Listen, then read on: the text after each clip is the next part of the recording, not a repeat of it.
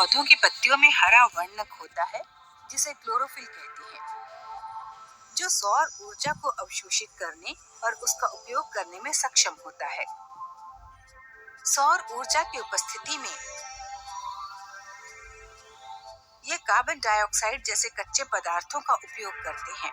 कुछ समय के बाद सौर ऊर्जा से अवशोषित कार्बन डाइऑक्साइड गैस पत्तियों के भीतर धीरे धीरे विसरित हो जाती है। एक और कच्चा पदार्थ जल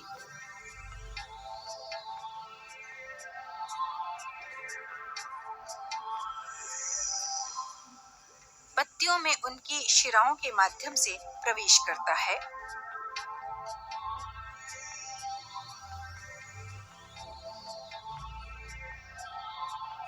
और कार्बन डाइऑक्साइड के साथ अभिक्रिया करके जैविक खाद्य पदार्थ बनाता है। ये पोषण जिसमें जीव अजैविक स्रोत से जैविक पदार्थ बनाते हैं, स्वपोषी पोषण कहलाता है।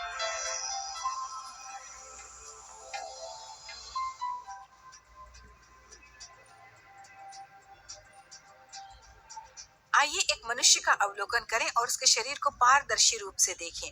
मानव शरीर गोल कृमि जैसे कुछ प्राणियों का निवास स्थान होता है। ये गोल कृमि मनुष्य की आंत में खाद्य पदार्थों के साथ मुक्त रूप से घूमते हैं।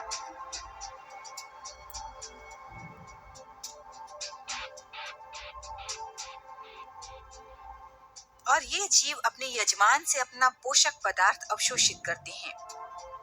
ऐसे जीव परजीवी कहलाते हैं और उनके पोषण की पद्धति परोपजीवी पोषण कहलाती है।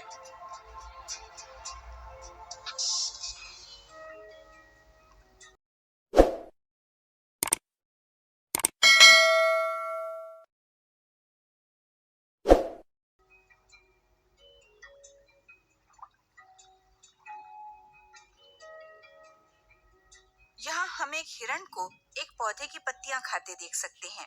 प्राणी अपने भोजन के लिए मुख्यतः पौधों या अन्य प्राणियों पर निर्भर रहते हैं। ये भोजन पचाया जाता है और तब ऊर्जा प्राप्त करने के लिए इसका उपयोग होता है। पौधों या प्राणियों से उत्पन्न जैव पदार्थों को ग्रहण करने और उनका पाचन करने से प्राप्त पोषण को विषमपोषी पोषण कहते हैं। विषमपोषी पोषण विविध प्रकार के हो सकते हैं।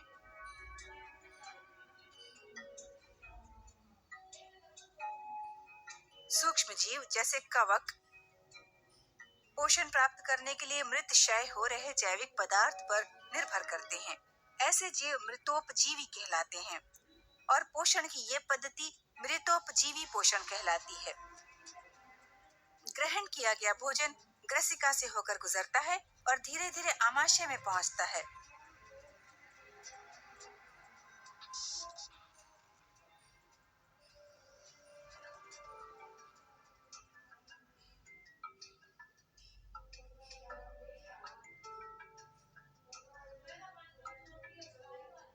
मनुष्य अंतर ग्रहण की प्रक्रिया के माध्यम से भोजन ग्रहण करते हैं। ग्रहण किया गया भोजन ग्रसिका से होकर गुजरता है और धीरे धीरे आमाशय में पहुंचता है।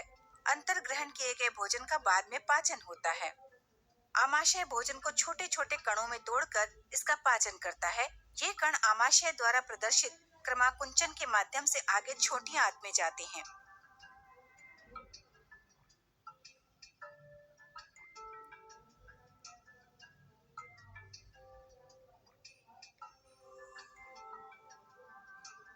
छोटी आंत में जाते समय भोजन के कण और छोटे कणों में टूटना शुरू हो जाते हैं और अंततः मानव शरीर द्वारा अवशोषित कर लिए जाते हैं। जटिल जैविक पदार्थ को ग्रहण करके पचित करने और अवशोषित करने के इस प्रकार के पोषण को होलोजोइक पोषण कहते हैं।